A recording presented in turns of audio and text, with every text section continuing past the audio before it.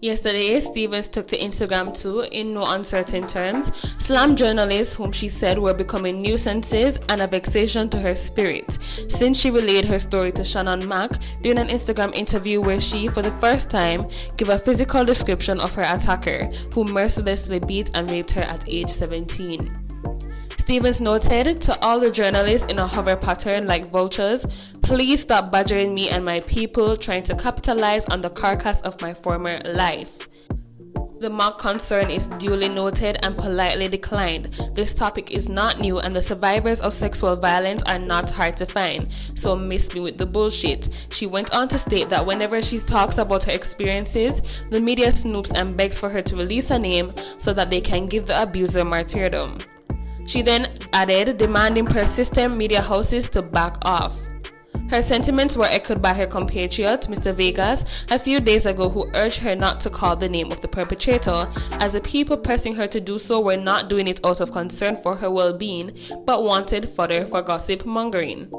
He also said that the fact that the perpetrator was now seemingly on the Christian path, many Christian-minded people will want to castigate her and say, let bygones be bygones, while claiming that the rapist was washed by the blood of the Lamb and was a new man and should be left in peace. Even as he pointed out that he and Tanya were not on good terms, Vega said that he was speaking in her own interest and warned her that the day that she revealed the name of the rapist, her incident would become another 9-day wonder, which would in a way prohibit her from speaking about the rape in the future. Prior to dismissing the media houses, the boomwalk artist had thanked her fans for the words of support and wishes for recovery from her decades-old trauma.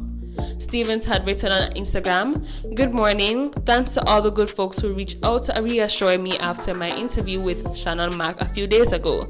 I appreciate every kind word and gesture." Stevens, however, had expressed concerns over some of the thoughtless remarks which she said some persons had written in response to her story. She wrote, "However, it is truly unfortunate that in 2021, the kind of reasoning still exists which leads people to leave some thoughtless comments I've seen all over." She continued, "The reality is that those comments affect me much less than they affect your children and others around you who are directly subjected to your venom. The environment you help to create is the one your loved ones will have to live in. Your virtual attacks on others become physical attacks on your own." Tanya was supported by music producer Cordell Scatabarel, who noted that he admired her for her strength and courage. Shannon Mack also agreed with Tanya that she did not owe it to anyone to call the name of the perpetrator, whom she had indicated in her interview last week was a muscular big diesel man. Tanya also squared off with one follower who declared that while he was sympathetic, she had taken too long to speak about the matter. In turn, Tanya told him it was not for him to dictate victims when to speak about their trauma. She responded, "Protect your daughter from all monsters, including those horrible words you typed above. If you can't just be supportive, do not speak.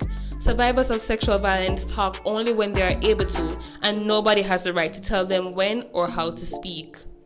For the full story, check out the link in the description box, and don't forget to like, share, and subscribe, and ensure you're following us on all socials at Dancehall Mac.